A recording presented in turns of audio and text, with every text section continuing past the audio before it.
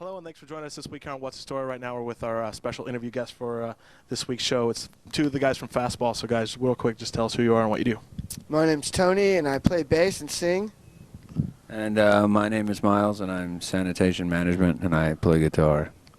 All right, so right now you guys are on a tour with this huge, massive HORDE tour. Can you go ahead and give us a little bit about why you wanted to do the HORDE tour?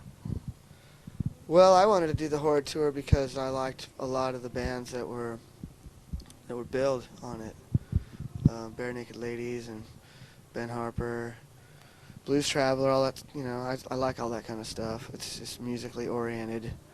People are just more interested in playing music than really doing much of anything else, and I like that about the tour. All right, so this is like your second big tour for the summer. The last one was the tour with Everclear and Marcy Playground.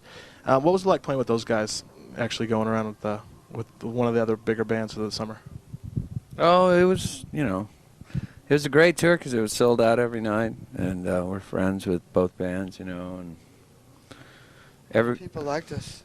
Yeah, Everclear treated us really good, and it was really fun. And they had a pretty good show, So it was kind of educational, too, in that regard. So you guys right now are on tour for your second full-length album, this one right here, All the Pain Money Can Buy. So how is this album, how did writing this album affect your guys' pop, like definitely more poppy than the last album? What affected the writing style to make the change? Well, I don't know if it's more poppy than the last one. I don't know The last one is pretty poppy. Yeah, I don't know how you define poppy, but... But it's got more space. The last one had a lot of...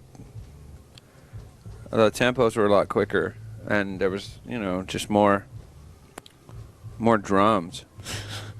I mean, doon-tat, like every song, So Well, I guess a better way to put it would be more radio-friendly. Do you attribute that to the record labels actually pushing it more, or that you guys actually changed your writing style? Yeah. I think it's the record label promoting it, but it's also, you can never know what's going to be hot on radio, It's radio friendly now, but in 1992 it wouldn't have been radio friendly at all. And maybe in the year 2001 it wouldn't be radio friendly at all. We just got lucky. Okay. There's no way you can sit back and go, I'm going to write a song that's going to be all over radio. If there was someone who knew how to do that, then I'd like to meet him. Okay. So I actually read a kind of a funny story about you guys, and so do you want to go ahead and tell us a little bit about how you guys got your name? Do you mean the porno movie deal? Yeah. We just had to come up with a name really quickly, and so there was a little inspiration or whatever, a brief inspiration. I don't know what's in the name, Some bands, I guess, the name has a lot of significance to what they're doing, but with us, it's more like the Police or something, where their name is just a name for their band. It's not a manifesto. Okay. So when can we expect? I mean, this album's only been out for like 6 or 8 months now. Yeah. So, but have you guys already started writing material for a follow-up album, and when can we expect something?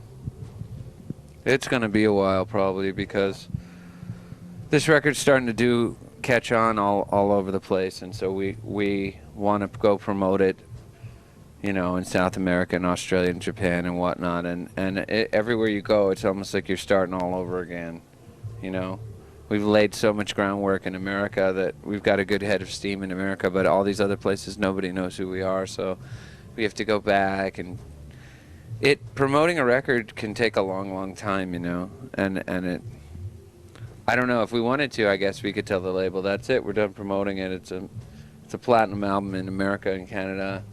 Don't be greedy. Yeah. And now we're going to, but you just don't, I don't know. I think it's in our best interest to promote it as much as we can, because you don't know what's going to happen down the road. I mean, there's so many factors involved to having a successful record that if you do have one, you should consider yourself blessed and, not take it for granted. Okay. So has anyone actually come to you guys and said, hey, let's repackage and promote? Watch out for that. And promote this album here. No.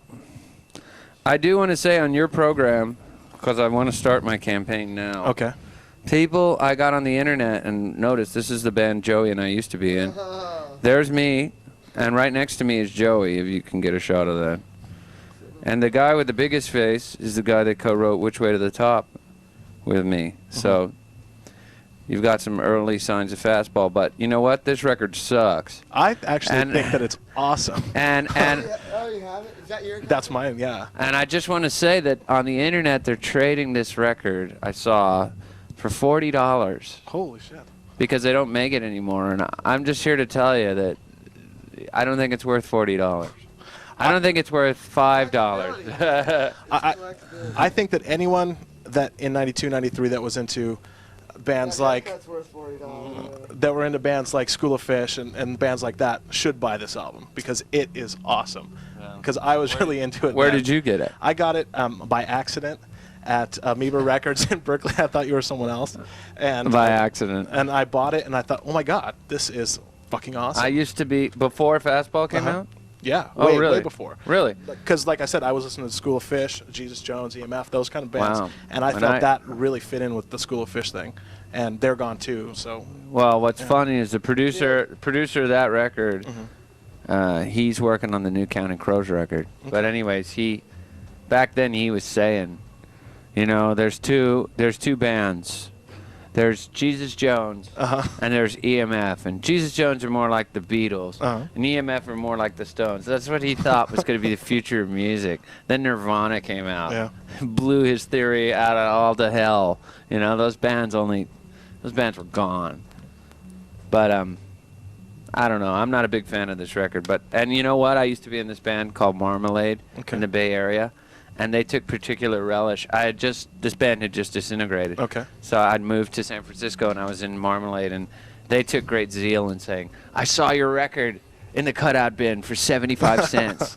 I saw your record at a bookstore, or I saw it at a what you call yard sale for 50 cents, dude. Or like I got it for a quarter. That's what they say. And now they're being traded for $40. I think I got it for Isn't $1 that hilarious? back in '93. Hey man, then if you'd bought a big truckload of these. That's true. Think of the stock market.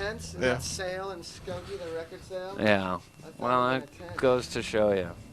All right. Well, I think we got a little off track, but that's okay because we're talking about a it's great just album. interesting how I'm very interested in stocks and things and the value, perceived value of things and the way they go up and down. Like some people might pay $40 for this, but then in a few years, you know, they won't be able to sell it for 20 cents. Yeah. Depends if we become the legends we hope we're going to become. We hope, yeah. All right. Well, I guess that's it for me. So All right. thanks a lot, guys. I really Thank you. appreciate everything, and stick around for a video from these guys coming up next year on What's the Story.